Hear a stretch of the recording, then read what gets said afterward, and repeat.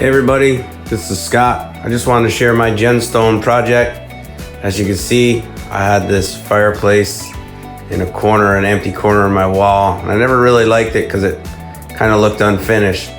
So I used GenStone and I filled the corner in and made it look to the appearance of having a stone chimney.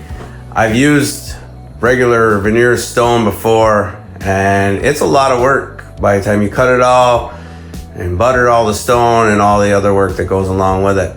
The GenStone was simple. I did this project in probably an hour and a half, and I have quite a bit of construction experience, but if you have no experience, even a person with very little experience can make this stuff work.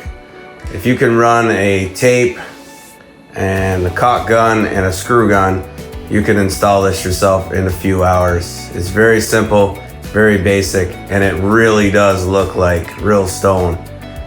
Even compared to the actual cultured stone that I put in a different place in my house.